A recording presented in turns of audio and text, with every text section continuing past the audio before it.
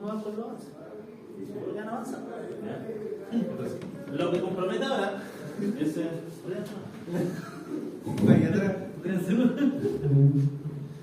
lo que compromete ahora es el tema de presupuesto y análisis de precios unitarios. Generalmente yo encuentro que la universidad o los estamentos de educación siempre cometen el error de que se pueden enseñar cosas de economía y no realmente enseñar las cosas que uno se va a encontrar en el trabajo, o con las cosas que realmente uno va a trabajar cuando está en trabajo. O sea, ustedes pueden salir sabiendo van, TIR, pero no saben cómo va a ser el presupuesto cuando les toca trabajar afuera. Y generalmente en nuestra área trabajamos para contratistas, para mandantes, o por ejemplo si trabajamos para empresas industriales hay dos posibilidades: o se trabaja en el sector de operación y mantenimiento o en el área de TI para construcción de proyectos. Entonces hay que saber manejar lo que es presupuesto como tal. Entonces, una de las clases anteriores nosotros vimos todo lo que eran las especificaciones técnicas, ¿cierto? ¿Cierto? Sí, sí. ¿Cierto?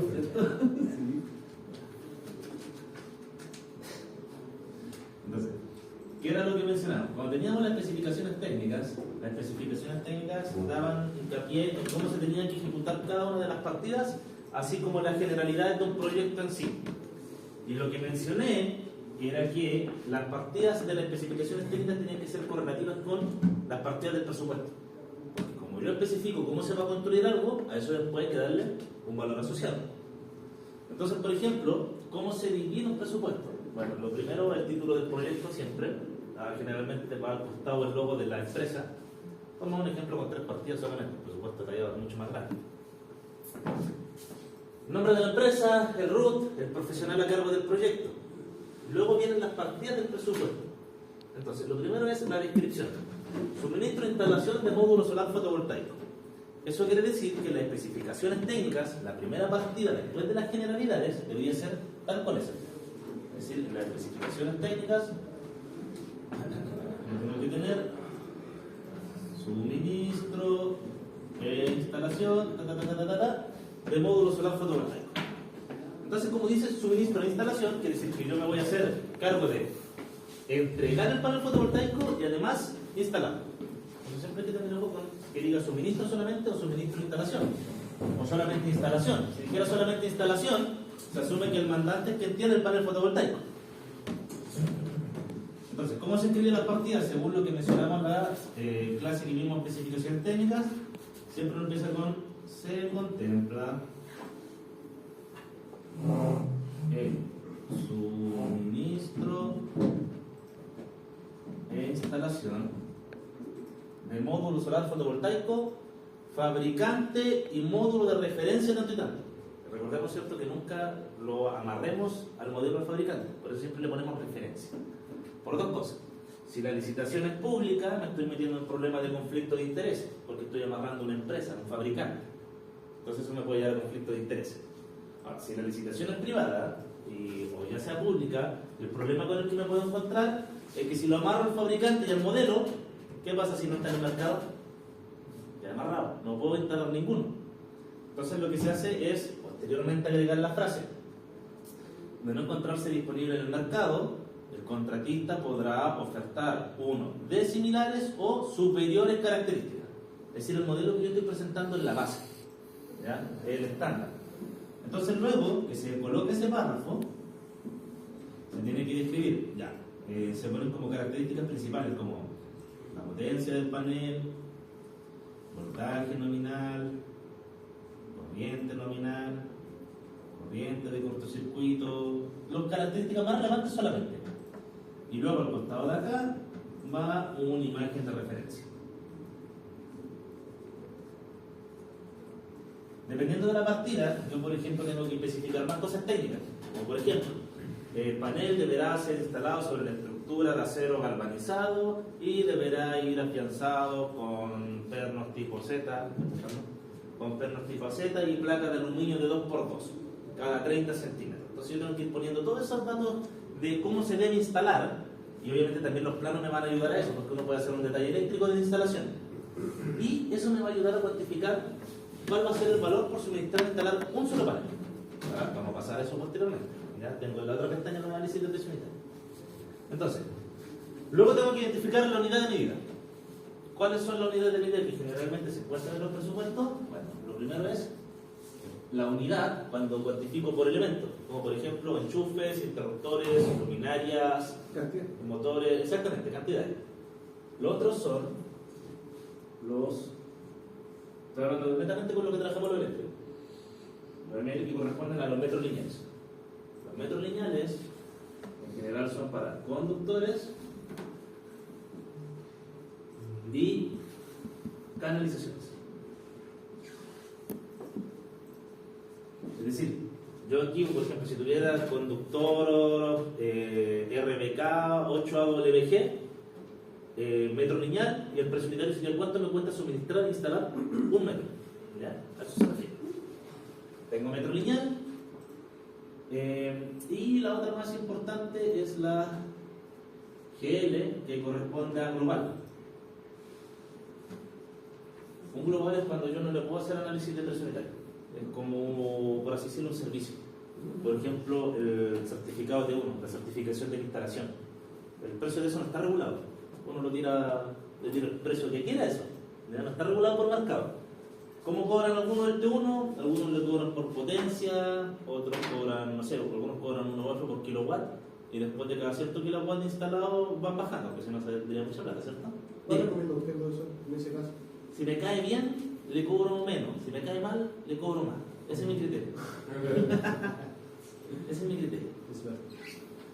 ¿A quién le voy a cobrar más? ¿A un dueño de un negocio o a una abuelita? ¿Una abuelita? No, ya. Eso no.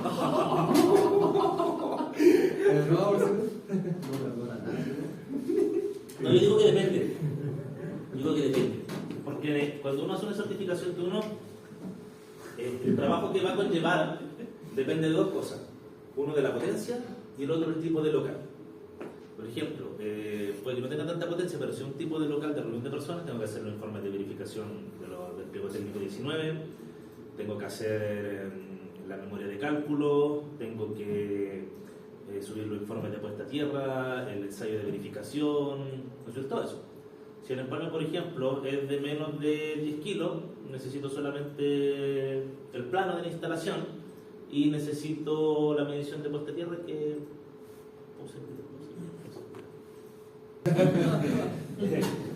Papitas queda el profe. Claro, que no se tipo de instalaciones.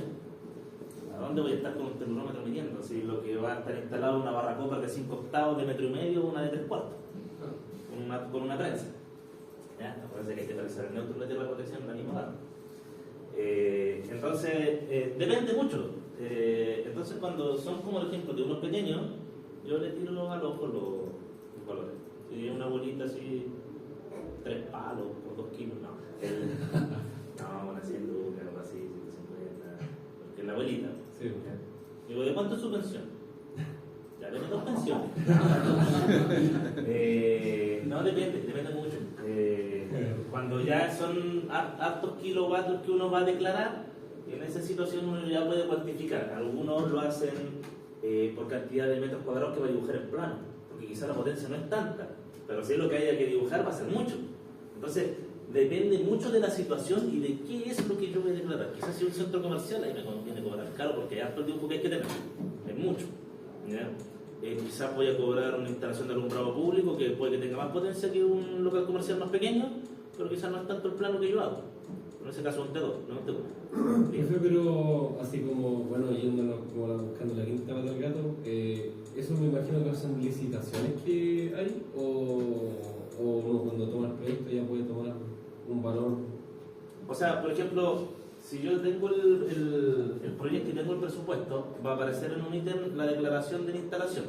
Certificado T1, un sistema fotovoltaico el T4, si es de alumbrado público el T2. Y en el caso del presupuesto se tiene que colocar. Tiene que aparecer ahí. Tengo que saber cuánto van a cobrarme si es que yo fuese el mandante por el servicio de la declaración. No puedo dejar nada al aire, jamás. ¿Ya? Incluso, ¿qué otra cosa no está bien regulado? Por ejemplo, las mediciones de puesta a tierra. La gente cobra lo que quiera por ir a medir el sistema de puesta a tierra. Tú cobras 300, tú cobras 200, tú cobras 400. Así que compras un telómetro, ¿ya? Ahora, lo otro, para los que trabajan independientes, el comprobador de instalaciones, el metro es espectacular. viene con todo, luxómetro, telurómetro, y uno hace todas las pruebas de verificación del REC 19 con eso. Porque dependiendo del tipo de instalación, hay que hacer todas las pruebas de verificación inicial. Desde ahí que yo puro empate de 10 kilos bajo. Es que son cosas que toman tiempo, y uno tiene que estarlas cobrando, y no siempre el cliente va a estar dispuesto a pagar. Entonces, siempre como recomendación mía, cobran el doble. Para que se imaginen el precio que. Para el precio que quieren. Ahora, si lo aceptan el doble, maravilloso. Pero uno siempre tiene que ir con esa jugada. Entonces, volviendo acá. Gracias. Tengo el precio unitario. Ya estaba ahí. Ya. Los constructores trabajan, por ejemplo, además con kilogramos. ¿Por qué? Por ejemplo, cuando ellos trabajan con estructura, como por ejemplo ferradura, ellos no cobran la ferradura por metro, la establecen el análisis por kilogramo. ¿Ya? Y en paisajismo o en áreas de arquitectura cobran por metro cuadrado o metro cúbico. Por ejemplo, si voy a colocar plancha G16, me la cobran por metro cuadrado. ¿Ya? Entonces, nosotros más trabajamos más con esto. Estas son nuestras unidades generalmente. Unidades, metros lineales y globales. Esto generalmente es para servicios, que no podemos cuantificar, como por ejemplo la certificación del TU, que es un poco abstracto, no sabemos cómo darle precio, ¿cierto? No hay una regla que establezca cómo lo tengo que cobrar. Ok, entonces, una vez que yo tengo el precio unitario, es decir, cuánto vale uno, lo multiplico por la cantidad, y voy a tener cuánto va a ser el total, ¿cierto? Entonces acá yo tengo tres partidas. Suministro de instalación del módulo solar fotovoltaico.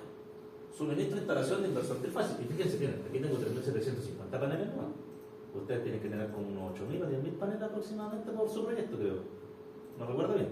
Tienen que andar por ahí, no veo la cantidad. Ya. Y suministro de instalación de tableros reforzados de 500 por 600 por 230 y IP66 y caries. ¿Manejan los parámetros de IPIDICA? ¿Qué significa? Ya. ¿Y índice de protección contra qué cosa es esto? Contra Polvo. Uno contra polvo, ¿cierto? Y el otro contra gotas. ¿Sí? Ya. ¿Y el ICA lo maneja? No. El ICA es el grado de protección contra golpes. En general, los tableros siempre se pide que sea el ICA 8 para arriba. Sobre todo cuando van a estar en intemperie. Cuando están en intemperie se pone ICA 10, más que nada por el vandalismo. Tengan ojo con eso. Entonces, una vez que yo tengo el total de esto, aquí yo tengo 670 millones aproximadamente. Y piensan que y metí un par de cosas nuevas. 670 millones. Pero el tema es que no termina ahí el presupuesto. Porque se supone que esto es cuánto cuesta ejecutar las partidas, no es cuánto va a gastar, no es cuánto va a ganar la empresa contratista. Lo cual, eso es la teoría. La realidad es mentira, porque aquí los precios para ganar igual. ¿Ya? Así funciona. ¿Y en qué me baso? Que yo he trabajado para los dos lados. He trabajado para el mandante y he trabajado para el contratista. Entonces, esto viene siendo el subtotal. Es cuánto a mí me costaría ejecutar y suministrar todas las partidas. No obstante, esto está exento de IVA. Siempre cuando generen las partidas tienes que sacarle el IVA. ¿Ya? El IVA se le aplica al final. Entonces, luego empiezan a aparecer dos gastos importantes. El primero son los gastos generales. No sé si alguno ha escuchado esto. ¿No? Ya. Los gastos generales en los presupuestos tienden a ser o contabilizar todos los gastos que yo requiero para ejecutar el proyecto, pero que no están considerados dentro de las partidas. Como por ejemplo, el sueldo del personal administrativo, los buses de acercamiento, las colaciones de las personas, todo lo que es papelería, computadores que van a estar dentro de las oficinas técnicas. Entonces, todo lo que es esencial para el desarrollo del proyecto, pero no es parte de la ejecución del proyecto, se contabiliza aquí, en los gastos generales. Y eso aproximadamente es, pues aplica un 15 o un 20% del subtotal. Entonces, ¿qué tengo aquí en la celda? Ahí. Tomé el subtotal y lo multipliqué por 0.15. Eso es ahí, para sacar el 15%. Luego viene lo que...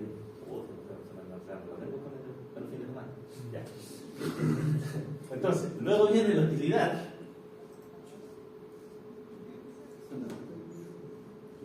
Y la utilidad viene siendo lo que viene ganando la empresa constructora, ¿ya? O la empresa contratista.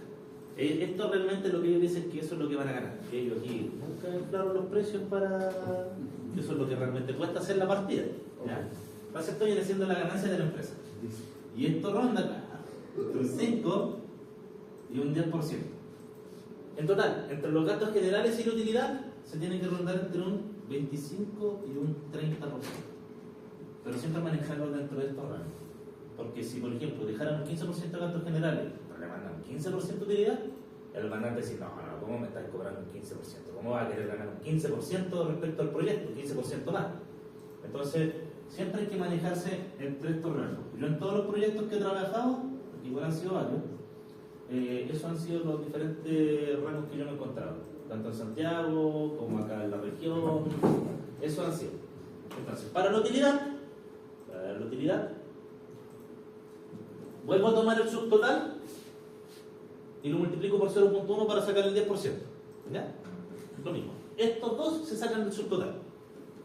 Le saco el approach. Entonces, una vez que yo tengo eso, vamos a hacer un poco más de zoom. Una vez que yo tengo eso, ahí está. Yo tengo que sacar el precio neto. ¿Qué viene siendo el precio neto? Bueno, viene siendo la suma del subtotal más los gastos generales más la utilidad. Y ese es el precio neto. Entonces, al neto, ¿qué tengo que aplicarle después? El IVA. Entonces, tengo el neto, la suma de estos tres. Y luego el IVA viene siendo el 19% del precio neto. Por lo cual, el total vendría siendo la suma del precio neto más el IVA. Entonces, ahí yo tendría el valor del precio neto más el IVA. Entonces, fíjense, ¿cómo pasamos de esto? ¿Cómo pasamos de 670 millones a 1000 millones? O sea, por solo meter estos valores de acá. Entonces cambia bastante el presupuesto, ¿cierto? Entonces yo por eso decía que generalmente estas son las cosas que yo debería enseñar y no estar haciendo tanto maniquir en los ramos de economía y producción, si al final esto es lo que uno calcula cuando está fuera. Ya. ¿Dudas hasta acá, muchachos? ¿No? Entonces el tema es ya. Ahora, ¿cómo yo estimé que suministrar e instalar este módulo fotovoltaico era 174.037 pesos? Porque no solamente considera el valor del panel, también hay que considerar más valores. Porque tengo que pagar sueldo, tengo que tener leyes sociales, un montón de cosas. Ropa de trabajo. Ropa de trabajo, coimas, todo. ¿Ya? Entonces, aquí aparecen los análisis de precio unitario. ¿Ya? Yo lo dejé aquí en esta planilla aparte, pero generalmente lo que uno hace es que uno tiene la hoja del presupuesto y por cada partida le hace un análisis de precio unitario. ¿Ya? Por cada partida uno crea una hojita aparte. Entonces, ¿qué son las cosas que yo estimo? Bueno, este no está completo, es más que nada para ejemplificar, para darle la noción, porque las partidas cambian mucho dependiendo del proyecto y de dónde se están ejecutando. ¿Qué es lo que tiene que contener el análisis de precio unitario? El A. Tiene que contener por lo menos los elementos a instalar. Cuando me refiero a elemento a instalar es, por ejemplo, el equipo más toda la ferretería que tiene que llevar. ¿Ya? Elemento a instalar. Luego, cuantificar la mano de obra. Y luego todo lo que es maquinaria. Por lo menos tiene que llevar eso al análisis de precio unitario. Entonces, está bueno, segundo ya. Sí, sí. Entonces, acá yo tengo lo que tenía en el presupuesto, ¿cierto? Que eran los 174.000. Entonces, un módulo solar monocristalino me cuesta 165.000 pesos. Como le digo, estos son valores referenciales, ¿ya? Porque incluso la mano de obra cambia completamente el precio del maestro primera en el norte con respecto a acá, ¿cierto? O en el sur, o en Santiago. Cambia completamente. Recuerden que el orden como jerárquico, por así decirlo, en nosotros como tengo ayudante, tengo maestro segunda, tengo maestro primera, después tengo maestro mayor, el MM, después tengo supervisor, después tengo capataz y después empieza lo que es oficina técnica para. ¿Ya? Así es como está jerarquizado. Ayudante jornal. Ah, ya lo lanzo, dígale nomás, no le escondan. No, digo, en la otra está el ayudante jornal. Ya te jornal. Igual está así. Ayudante, el ayudante. Mira, construcción. Ya. Ok, entonces, tengo el precio del módulo solar monocristalino. La unidad, obviamente uno, porque quiero cuantificar cuánto me cuesta suministrar e instalar uno solo. Y luego comienzo con la mano de obra. Entonces digo ya, para instalar un módulo solar fotovoltaico, yo voy a necesitar tanto el maestro primera de captador solar como un ayudante de captador solar. Entonces, ¿cuál es su unidad de medida? La HH, la hora hombre. Entonces, lo primero que yo hago es establecer el precio. ¿Cuánto me cobra la hora del maestro primera y cuánto me cobra la hora del ayudante? Como digo, estos son valores referenciales. Entonces, tengo que el maestro primera me cobra 7.700 la hora y el ayudante de captador solar me cobra 5.600. El tema es, ¿se van a demorar una hora en instalarme un módulo solar fotovoltaico? No. Entonces, ¿qué es lo que está aquí estimado? Que en instalar el módulo solar fotovoltaico, ambos se demoran un 45% de una hora. ¿Ya? Eso es lo que está estimado, que es casi media hora. ¿Ya? Entonces, ¿qué hago yo? Para estimar el valor, acá abajo, yo le digo ya, a mí me cobra 7.700 pesos por una hora el maestro primera, pero yo necesito un 45% de esa hora solamente. Profe, pero Sí. la HH se cobra como los 60 minutos o el 45, es que a veces Ya. va variando eso, a veces Sí. se cobra 45 minutos, una hora. Es que depende. Cuando yo estoy haciendo un presupuesto para una licitación, es decir, para un proyecto que yo estoy postulando a ganármelo, yo tengo que hacerlo por el tiempo que me va a tomar realmente.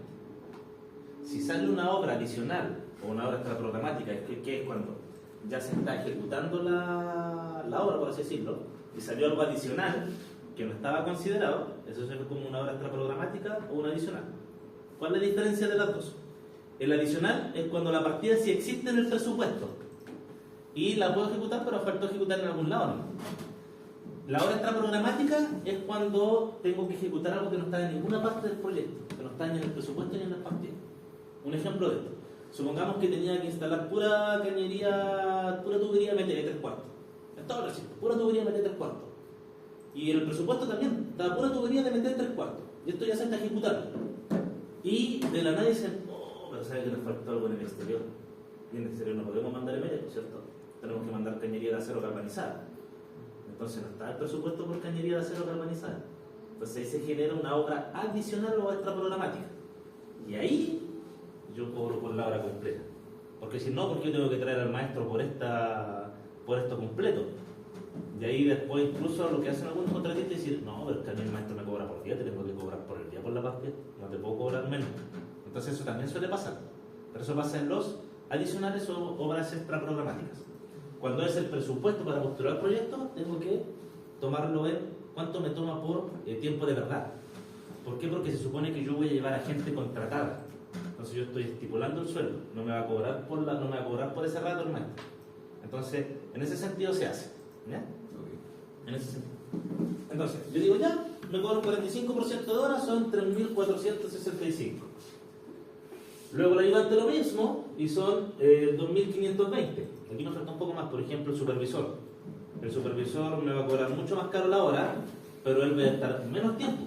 ¿Por qué? Porque el supervisor va a ir a dar la instrucción inicial y después va a ir a verificar solamente que quedó bien instalado. ¿Ya? Esa es la diferencia. Hay que meter como el costo del prevencionista, güey. Hay parte que lo exige. Que el costo del prevencionista sería como gasto general. ¿Por qué? Porque el prevencionista no va a ejecutar ninguna partida. Entonces su sueldo está considerado dentro de los gastos generales. Ese es el tema. No hay ninguna partida que ejecute el prevencionista como tal. Entonces el prevencionista tampoco va a ir a verificar que se haya ejecutado correctamente la partida. Y mándale. Páusenlo, no se la. Ese es nuestro prevencionista. Lo que somos. Así le dice. Yo he tenido muy buena relación sí, con todos los profesionistas que me han tocado trabajar. Uno que otro tuvo algún inconveniente, pero era porque era inoperante, pero era otra le gustaba lucirse, no va a ser florerito. ¿Ya? Ok, volviendo acá. Entonces, una vez que yo tengo toda la mano de obra cuantificada, es decir, aquí también debería cuantificar al supervisor y al capataz. ¿Ya? Esto más que nada para dar el ejemplo, para simplificar la explicación de cómo se hace un análisis de precio unitario. Una vez que tengo la mano de obra, yo tengo que decir, ok, esto es lo que me cobran, pero yo tengo que cumplir con ciertas leyes también.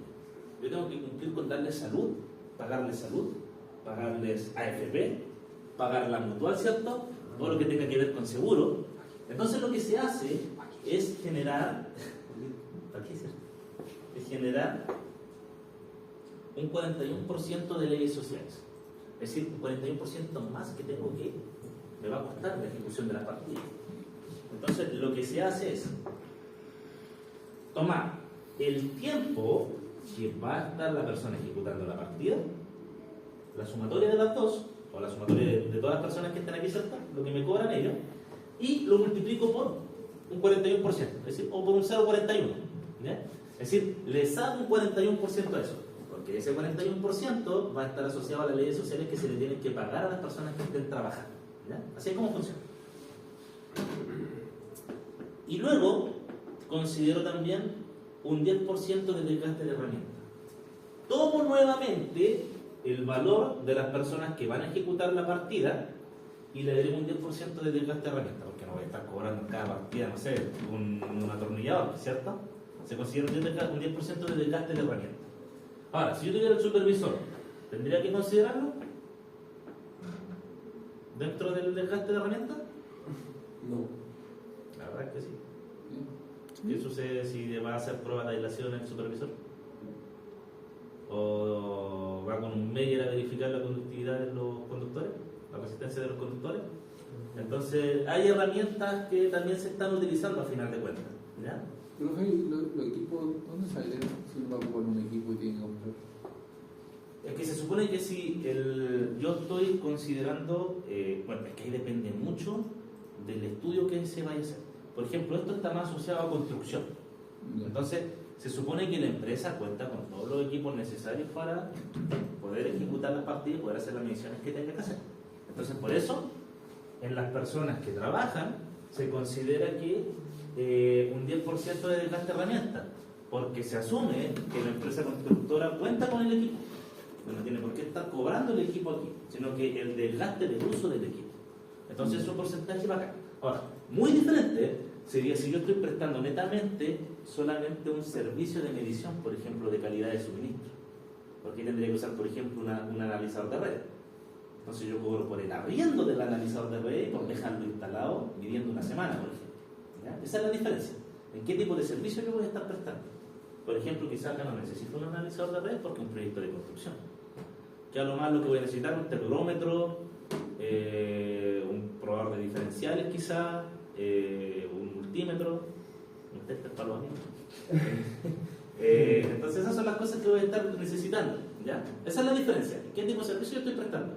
Esto está enfocado netamente a la construcción, por así decirlo, ¿ya? A proyectos de ejecución en terreno. Sí, pues de hecho en algo público sería absolutamente ilegal que trataran, porque de hecho sería una pillería tratar de hacer pasar la compra de un instrumento que va a quedar para la empresa o para la pública que no está destinada para ese fin. Pues. Entonces, Donde yo trabajo en contrato de mantención y la empresa tuvo que comprar 6 radios Harman, la minería.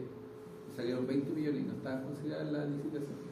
Y tuvieron que hacer el gasto, ¿no? Porque esa es la diferencia. Esa es la diferencia. No, nunca lo contabilizaron, nos costó que la comprar, pero esa es la diferencia. Era algo que teníamos que ir sí o sí. Exactamente, porque ese es un servicio de mantenimiento. Entonces, no es lo mismo que un proyecto de construcción. En un servicio de mantenimiento, si no hay equipo contabilizado, que sí es necesario para la ejecución del servicio, hay que considerarlo. Entonces eso entraría como una partida de, me dijo que eran radios. Suministro, instalación de radios tanto y tanto. O suministro de radios tanto y tanto. ¿Por qué? Porque son necesarios en el proyecto. Lo que pasa es que cuando entró la empresa, la radio van quedando de la empresa que estaba antes, pero ya están defectuosas. Es como la empresa grande, como los puertos, cuando ellos cada cierta cantidad de años tienen que renovar sus servicios, tanto de mantenimiento, de operación, etcétera, etcétera. Por ejemplo, el mismo cuento que con las camionetas de los jefes. Los puertos, por ejemplo, cada 4 años, 5 años renuevan el parque de camionetas y se va a licitación eso, y ahí compran las camionetas como un servicio. Y después la otra las mandan a, ¿cómo se llama esto? A subasta. ¿Ya? Eso pasa mucho en las entidades grandes y en las públicas también. Creo que aquí no es así igual, ha hecho remates de algunas camionetas, si no me equivoco. ¿Ya? Falta la plata. Ya. Entonces, de esa manera, yo genero el subtotal. ¿Ven? Hago la sumatoria de todo y eso me va a dar cuánto realmente me cuesta suministrar la partida. Este es uno de los desafíos con los que uno se encuentra cuando sale, por dos motivos. Uno, nos lo enseñan en la universidad, porque esto es netamente terreno prácticamente, estar trabajando para saber hacer esto. Yo cuando salí, yo tenía bastante conocimiento técnico, que era porque yo aprendí a trabajar con mi padre. Aprendí a trabajar de bien joven en todo lo que era esto. Entonces el tema es que yo cobraba la cachativa, ¿no? Porque uno salía, yo miro lo que hay que hacer, digo, ya, yo sé que todo esto me va a salir. Uno lo cuantifica rápido los años que iba trabajando en eso. Pero ya, yo quiero ganarme esto. Si esto me cuesta, ya, yo me quedo con esto. Pero después cuando empecé a trabajar como cargo de ingeniero, no podía llegar a hacer eso. Entonces me dijeron, no, estamos en diseño del proyecto, ya yo con las especificaciones técnicas, los planos, todo, y me dicen, ya Richard, tienes que hacer el APU de las partidas. Y yo así. Lo primero que uno se le llena a la mente que cuando lee esto, ¿qué es lo que se le llena a la mente? ¿A nadie se le llena a la mente el APU de los Simpsons? Sí, Ya, yo fue lo primero que pensé, pero yo sabía que si decía eso me echaban. Entonces me tuve que poner a investigar realmente cómo era que se desarrollaban esto, y este era uno de los mayores desafíos. Porque lo más difícil es cuantificar cuánto cuesta la mano de obra, ¿ya? Y saber qué personas van a estar dentro de las partidas de cada proyecto. Y al final de cuentas, eso no se puede enseñar tanto como tal, porque lo va dando la experiencia dependiendo del tipo de proyecto que uno esté trabajando. Ese es el tema. Por ejemplo, si yo quiero tirar, no sé, MT por sobrepuesto en losa, yo ya sé que tengo que necesitar por lo menos 2 jornales y un maestro segunda. ¿Ya? ¿Por qué? Porque necesito que 2 jornales me lo estén sujetando de cada tramo y el maestro segunda va a estar afianzando las tuberías tipo cali, o sea, perdón, la abrazadera tipo cali. ¿Por qué? Porque las tuberías son de 3 metros, no las quiero cortar. ¿Ya? Entonces, eso lo va dando la experiencia al final de cuentas. ¿Qué es lo que me interesa a mí? Que entendieran cómo es la estructura de esto. Que de dónde salen los precios. ¿Qué es lo que yo tengo que cuantificar y cuáles son las unidades de medida que necesito de cada uno? Esto obviamente yo se lo voy a dejar en la beca. Porque tienen que hacer esto también. ¿Ya? Ahora, ¿de dónde yo puedo sacar información si tengo dudas? Ahí viene la pregunta. Está el libro ONDAC, que es de construcción, que tiene un montón de análisis de precio unitario. Y hay incluso partidas de análisis de precio unitario de partidas eléctricas, como el panel provisorio. Quizás los precios están desactualizados, porque la versión que está disponible en la web gratis es la del 2016. O sea, harto desactualizado está. Pero no le sirve como referencia para saber cuáles son las subpartidas que van dentro de la partida. Entonces eso uno le puede ir dando valores individuales y va a obtener el valor de realmente cuánto es lo que tengo que cobrar, y ya no tengo que estar tirando los valores por cachetito. Profesor, ¿Ya? Dígame. y es muy descabellado, por ejemplo, ocupar esa información tal cual y simplemente aplicar un factor de inflación al año de hoy. Me estoy preguntando así como en la realidad, pues haciendo un ejercicio real. Pues no... Si yo lo hiciera, no lo haría tan así. ¿Por qué? Porque la inflación no afecta todo de manera equitativa. Ese es el tema. Si alguien se habla de una inflación global a nivel comercio, cómo afectó los sueldos no es igual a cómo se afectó el precio del equipamiento, por ejemplo. El equipamiento yo lo traigo de afuera completamente, lo traigo de Europa, lo traigo de China, porque depende de lo traiga. Después cuando ingrese tengo que considerar, ya, si lo estoy cotizando por fuera, tengo que considerar el aduanazo, tengo que considerar un 25%, es decir, yo le decía para la mano de obra específicamente, porque por último es uno lo puede cotizar, eso es más cotizable en sí, el momento. ¿Cuál es el problema de eso? Que los contratistas cobran más, pero la verdad es que nos pagan menos. no nos pagan tanto después. Ese es el tema. Pero sí, se podría aplicar un porcentaje de inflación.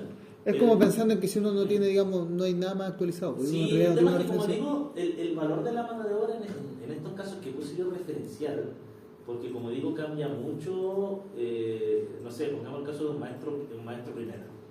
Un maestro primera en el norte tiene que estar entre los 900.000 pesos, 1 millón aproximadamente. Acá en Conce está entre 600 y 700.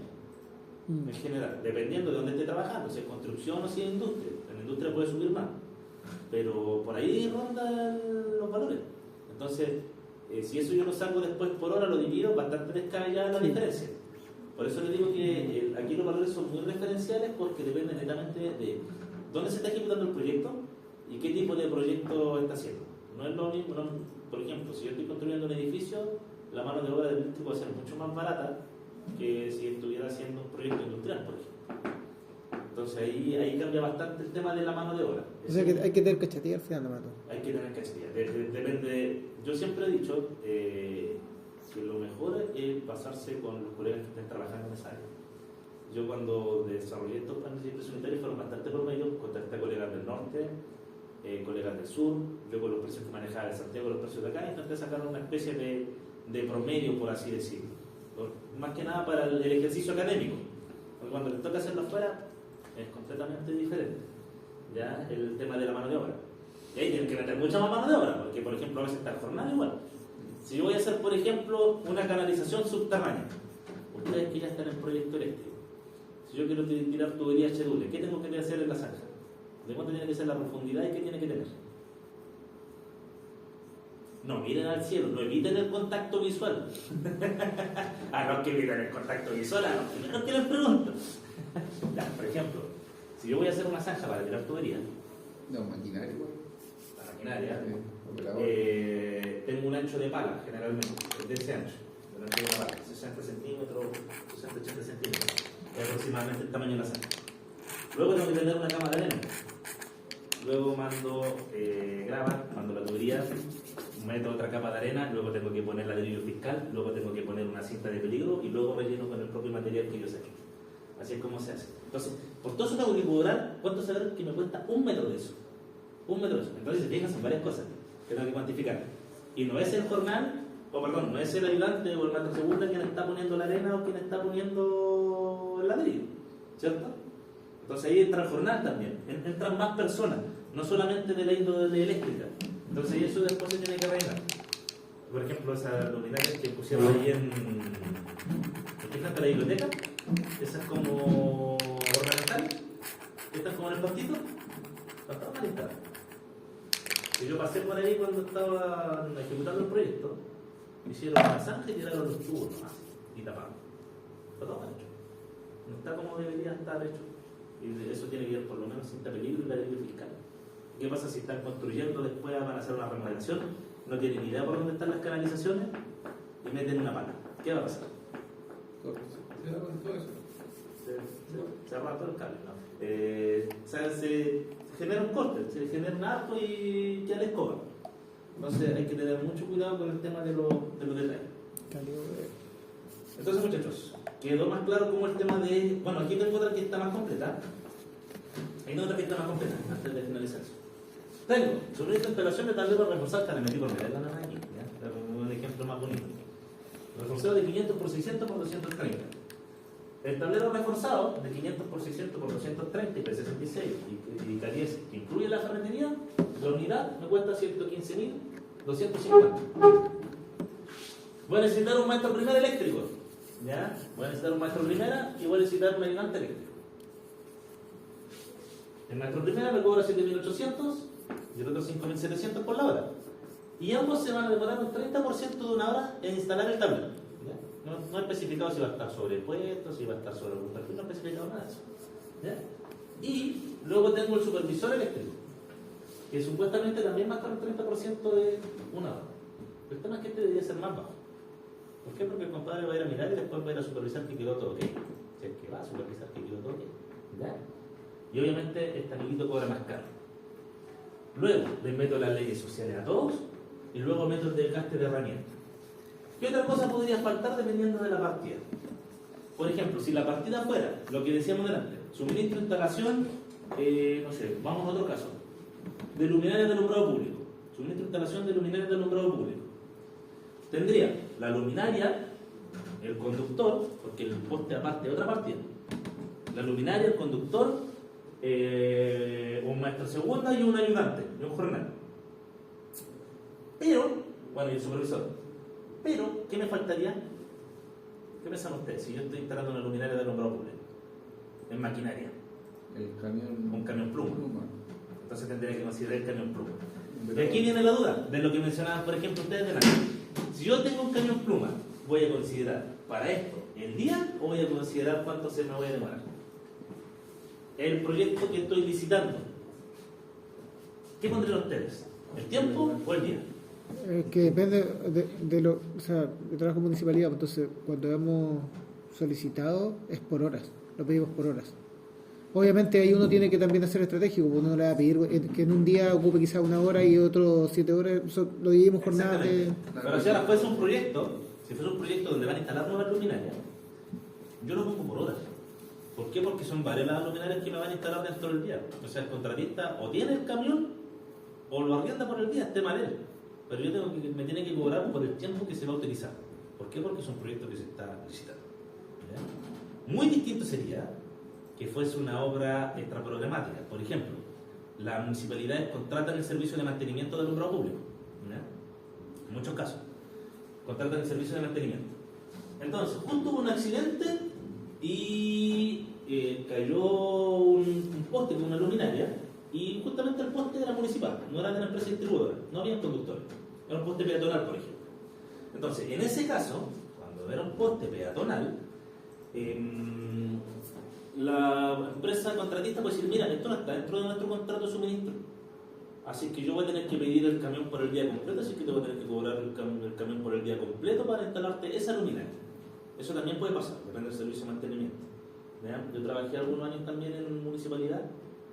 Trabajé en Recoleta, ¿ya?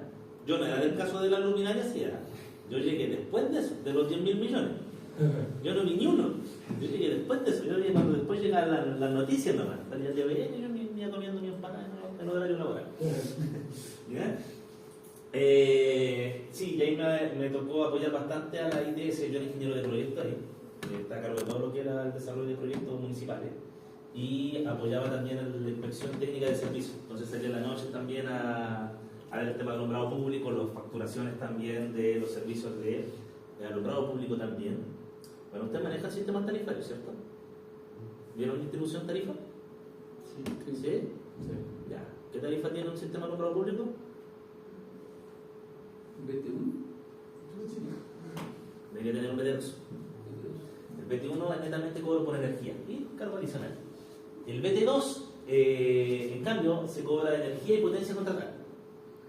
¿A qué me refiero con potencia contratada? Si contrato tiene un cierto nivel de potencia, el cobro por energía debe ser un poco más económico. ¿Ya?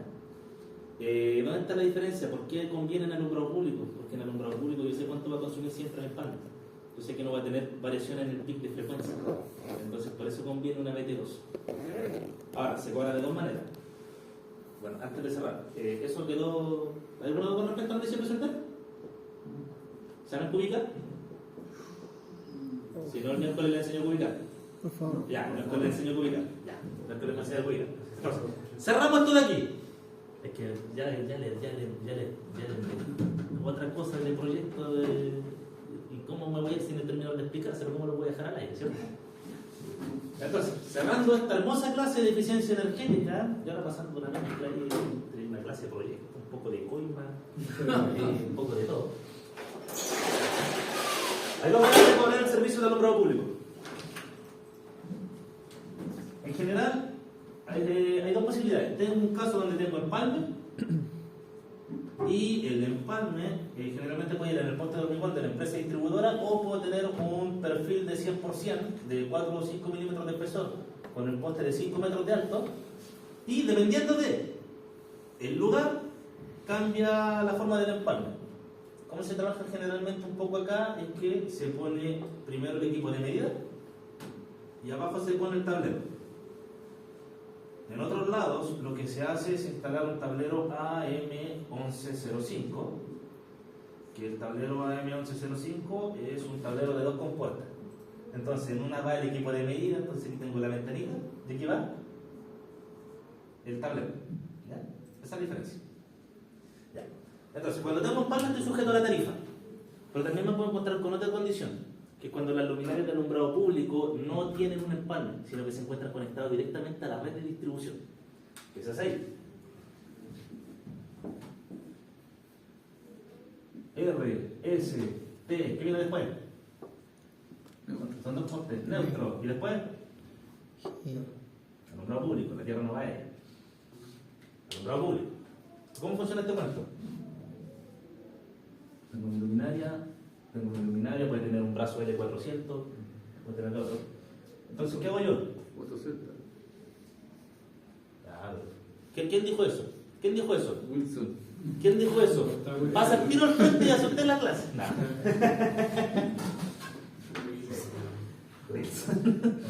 Entonces, me tomo del neutro y me tomo de la red de alumbrado público. La red de alumbrado público se va a tomar de alguna de las fases, ¿ya? Más que nada para tenerla diferenciada. Pero no estoy conectado en empalme, estoy conectado directamente a la red de distribución. Obviamente aquí funcionan a través de una fotocelda. Y de puro picado, para que no me ganen, yo también la voy a fundamentar acá.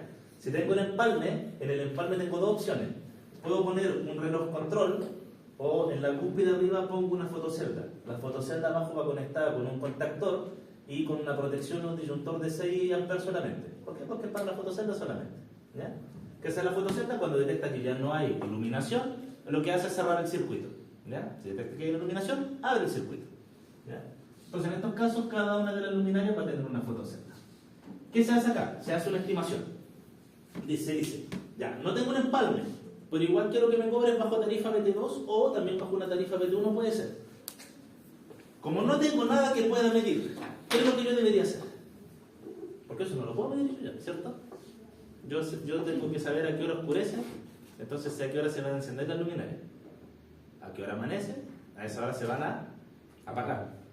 Tengo la cantidad de horas, sé la cantidad de luminarias y su potencia, entonces se hace un cálculo de cuánto debería estar consumiendo energía y cuál es el pico de potencia alcanzado. Y eso luego se multiplica por el costo de la energía y por el precio de potencia en caso de que sea una tarifa BT2. Y de esa manera se genera la facturación mensual, que siempre va a ser el mismo consumo. ¿Por qué? Porque se sabe a qué hora va a amanecer y a qué hora va a oscurecer. ¿Ya? Así es como funciona el dato. Y esto obviamente, si tiene empalme, tengo equipo de medida. ¿Ya? Y de esa manera terminamos la linda clase. Ahora, si tienen una duda respecto a la Tierra, en los postes de distribución, generalmente se aterriza el neutro cada 200 metros. En él lo que hace es aterrizar cada poste por medio cada 2 postes. ¿Ya? Porque las distancias muchas veces varían entre los postes como tal. Entonces, luego, lo que se hace en las luminarias es se manda la tierra de protección de la luminaria directamente al neutro. O sea, al final de cuentas, muchas veces la gente se confunde entre la tierra de protección y la de servicio. Vienen de la misma malla, al final de cuentas. ¿Ya? Si ustedes ven la cámara de registro en sus casas, tienen la barra copper, tienen la prensa y van a tener agarrado el neutro y la tierra de protección de ahí mismo. Sí. Las dos salen de la misma, son del mismo puente al final. ¿Ya? Esa es la diferencia. En otro lo aterrizo para no tener problemas de división y de tensión. ¿Dudas, muchachos? Entonces, les deseo un excelente fin de semana y nos estaríamos viendo el día miércoles. No suspiren. Me van a flojera, yo quiero llegar contento a empezar allá y me vuelven a sacar. Profe, dígame. Para hacer un T1, para solicitarlo al ¿Se va a hacer? sí, que ¿usted tiene alguna guía que nos entregue? ¿Cómo va a hacer todos los documentos que piden? ¿Cómo se carga? Ah, mire, hay un tema que cuando uno empieza a ingresar, bueno, lo que sí o sí hay que tener es el plano de la instalación. Sí. Sí o sí. Dependiendo de la potencia, hay que tener memoria explicativa, ¿ya? Y memoria de cálculo, ¿cierto? Ahora, cuando uno está ingresando los parámetros del T1, porque uno primero, ¿qué es lo que llena? Los datos del cliente y los datos de la instalación. Después que uno termina de llenar eso, va a aparecer una pestaña, la siguiente página, que va a mostrar todo lo que hay que cargar. Entonces me va a decir, dependiendo del tipo de proyecto, si me falta cargar algo o no. Entonces ahí le va a salir de inmediato. Porque uno generalmente lo único que escribe son como, ya, ¿cuáles son los datos del cliente, los datos de la dirección de la instalación? Y hace unos clics dependiendo si es que es vivienda social, si es que es empalme parcial, o si es que, no sé, un proyecto inmobiliario, y después uno especifica las potencias y el largo del alimentador.